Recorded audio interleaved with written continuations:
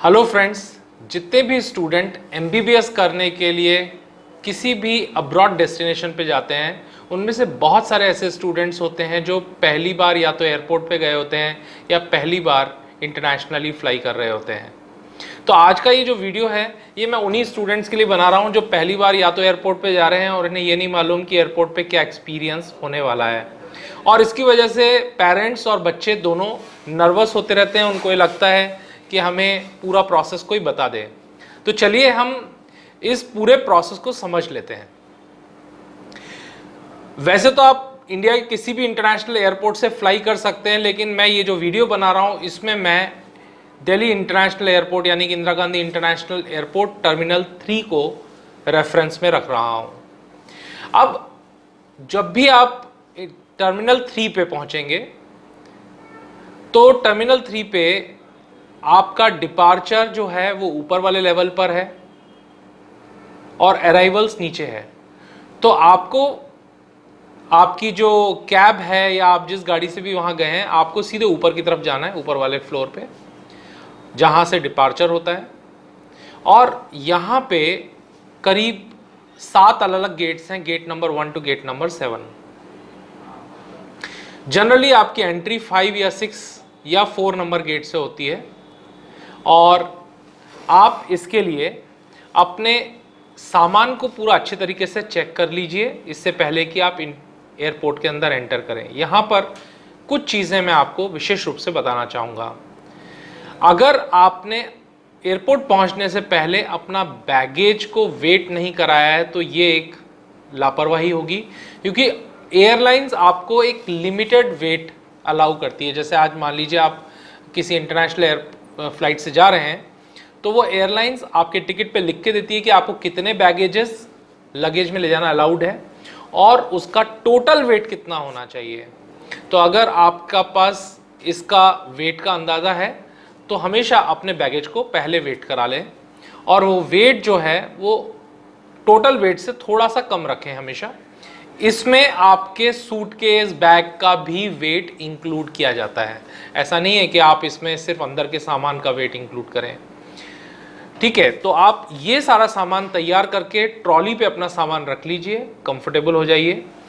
यहाँ मेरा एक सजेशन और होता है कि आप एक एक्स्ट्रा लेदर बैग ले सकते हैं जिसको आप क्रॉस करके टांग लें, जिसमें आप सभी तरह के आपके इंपॉर्टेंट डॉक्यूमेंट जो आपको फ्लाइट के दौरान ज़रूरत पड़ेंगे उनको आप अपने इस बैग में रख सकते हैं।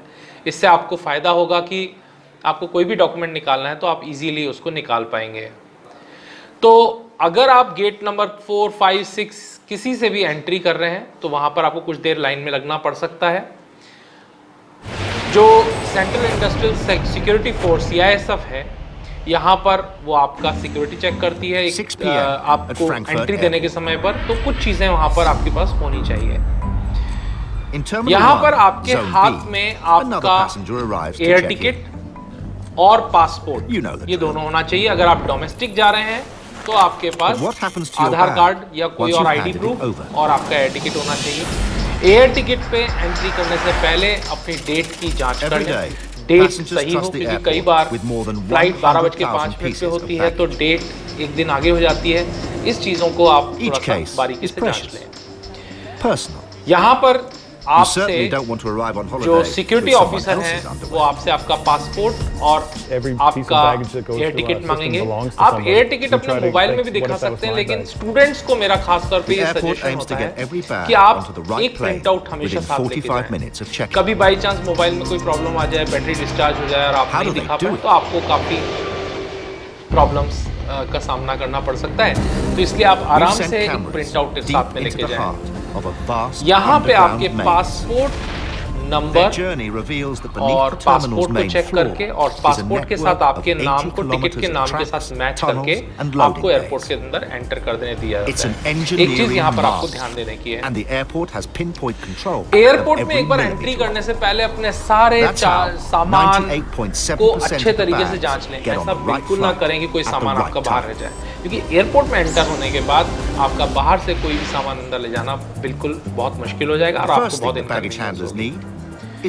यहाँ से एंटर करने के बाद आपका सबसे पहला काम होता है अपना बोर्डिंग पास लेना। ये बहुत इंपॉर्टेंट है।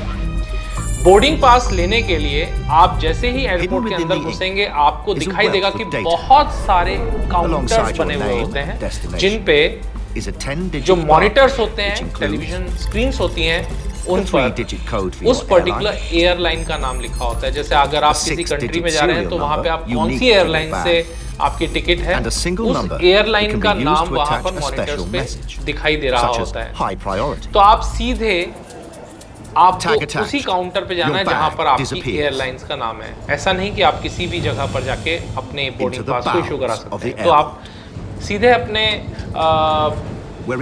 एयरलाइंस के काउंटर्स पे जाइए और एयरलाइन के काउंटर्स पे दो तरह की फैसिलिटीज होती हैं। कहीं कहीं पे आपको अपने बैगेज को पहले स्कैन कराना पड़ता है और उसके ऊपर एक टैग लगवाना पड़ता है, और कुछ जगह पर आपका जो एयरलाइन का बोर्डिंग पास इशू करने वाला काउंटर है वहीं पर वो लोग आपका बैगेज स्कैन कर लेते हैं। तो यहाँ पर आपका जो मेन बैग है जिसमें आपने वेट मेजर किया हुआ है, बच्चों को यहाँ पर एक कंफ्यूजन आता है कि जो टोटल वेट है, मान लीजिए आपको एयरलाइंस ने 20 kg अलाउ किया है आपके बैगेज में और 8 kg या 7 kg अलाउ किया है आपके हैंड बैगेज में, तो आप 20 kg में कितने बैगेजेस ले जा सकते हो। तो वो टिकट के ऊपर स्पेसिफिकली लिखा हुआ होता है कि 2 सूटकेसेस टोटल 20 kg। तो अगर वो 2 सूटकेसेस 20 kg लिखा हुआ है तो आप उसकी जगह 1 सूटकेस भी ले जा सकते हो 20 kg का, और 2 सूटकेस भी ले जा सकते हो, और उसमें आप किसी भी तरीके से डिस्ट्रीब्यूट कर सकते हो लोड को। इसका कोई रिस्ट्रिक्शन नहीं होता है। यानी किसी एक सूटकेस में 5 किलो भी हो सकता है, 10 किलो भी हो सकता है, और बाकी लोड दूसरे सूटकेस में हो सकता है। अगर आपके पास कुछ थोड़ा बहुत एक्स्ट्रा लोड हो तो उसको आप कैरी कर लें अपने हैंड बैग में। हाँ, यहां पर एक डूज और डोंट्स खास तौर पे आपको मैं बताना चाहूंगा। अपने लगेज के अंदर पहली चीज यह है कि आप कोई भी बैटरी बैंक या बैटरी से रिलेटेड ऑपरेट होने वाली चीजें, उनकी लिस्ट मैं यहां दे रहा हूं कौन सी चीजें आप नहीं ले जा सकते हो अपने लगेज में। वो सारी चीजें आप हैंडबैग में डाल दीजिए। जैसे कि आपका बैटरी बैंक है उसको आप अपने हैंडबैग में ले लीजिए, और सूट के, और आप अपने हैंड बैगेज में कोई भी लिक्विड नहीं लेके जा सकते हैं। जैसे आप वाटर बॉटल या परफ्यूम बॉटल्स या और कोई लिक्विड चीज़ें हैं, नाइफ है, सीजर्स है, कोई शार्प आइटम है, ये सब आप अपने हैंड बैगेज में नहीं ले जा सकते। अगर ऐसा कोई आइटम है तो आपको उसको आपके लगेज में रखना होगा। तो ये दोनों चीज़ें हैं, मैं यहाँ पर लिस्ट आपके लिए दे रहा हूँ कौन से आइटम्स आप हैंड बैगेज में ले जा सकते हैं। इस लिस्ट को आप ध्यान से देख लीजिए, और ये मैं डाउनलोड सेक्शन में अपने डिस्क्रिप्शन में भी डाल रहा हूं। और कौन से ऐसे आइटम हैं जो आप अपने मेन लगेज में ले जा सकते हैं या नहीं ले जा सकते हैं, इस लिस्ट को ध्यान से देख लीजिए। अब यहां पर आपको जो भी यहां पे ऑफिसर बैठे हैं या हॉस्टेस बैठी हैं, उनको आप अपना पासपोर्ट देंगे, आपके एयर टिकट का प्रिंट आउट या एयर टिकट आप अपने मोबाइल की स्क्रीन पे दिखा सकते हैं, और यहां पर आपका लगेज लोड की टोटल आपका लगेज का लोड मेजर किया जाएगा, कितना वेट है टोटल इस लगेज में।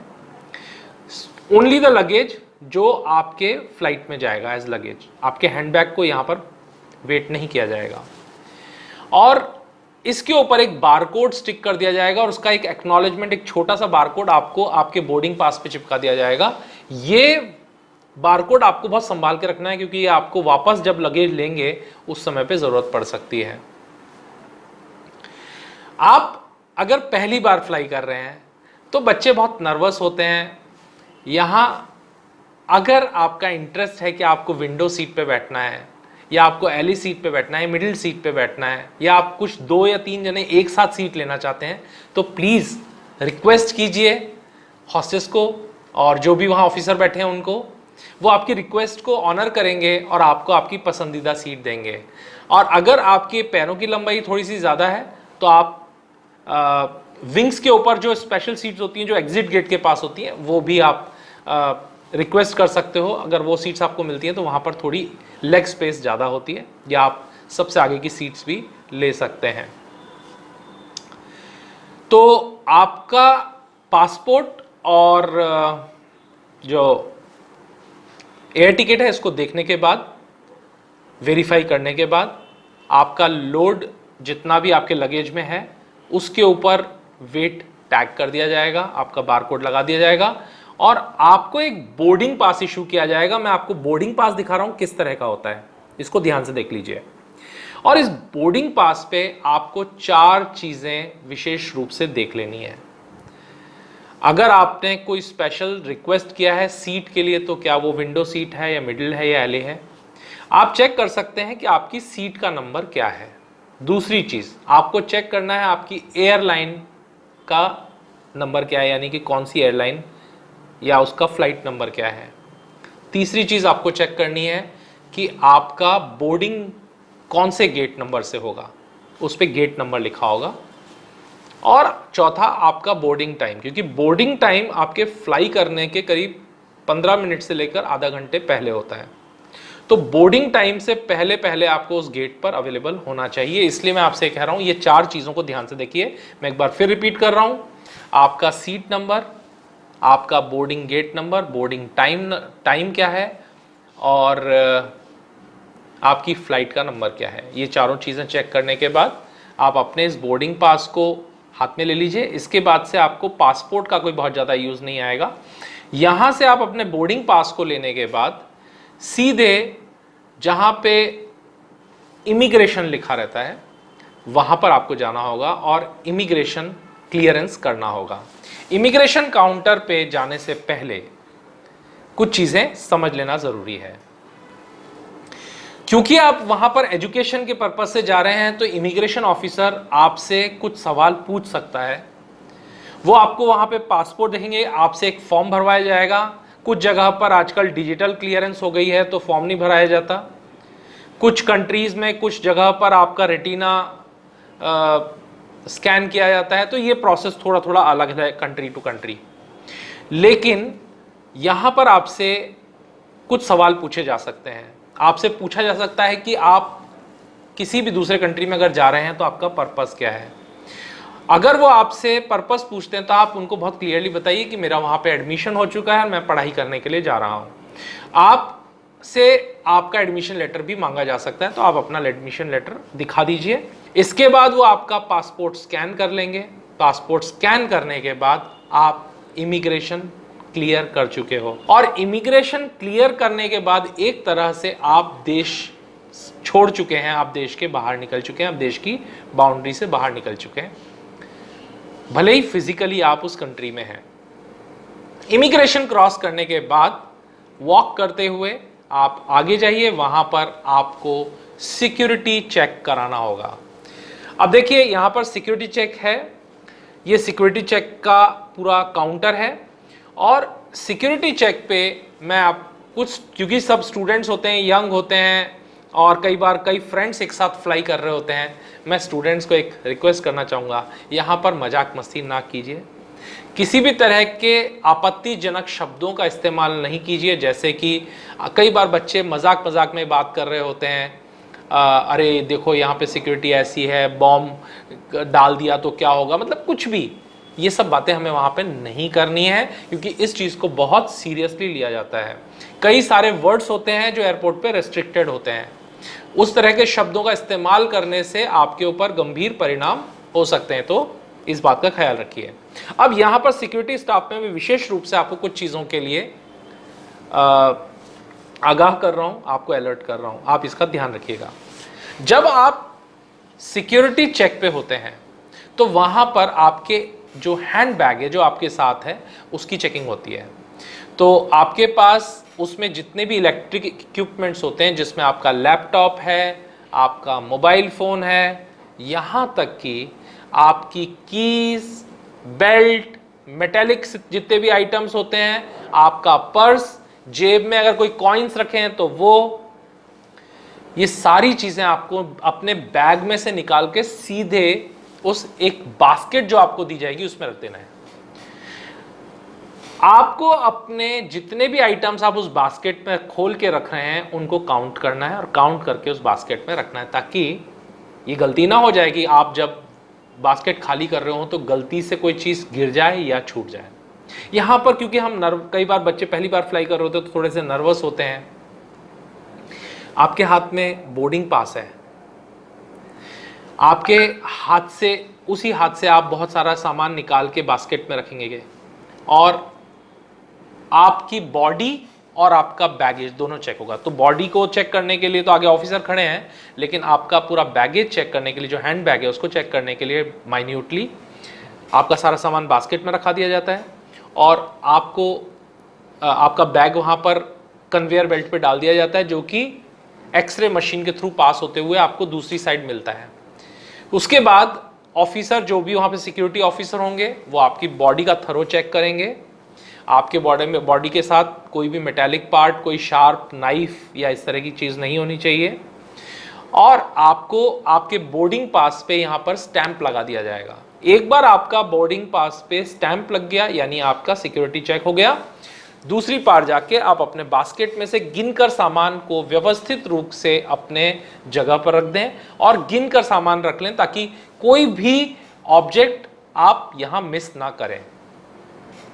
आपके हाथ में बोर्डिंग पास है, इसको आप संभाल के रख लीजिए और बोर्डिंग पास को संभाल के रखने के बाद आपके पास थोड़ा सा लेजर टाइम है।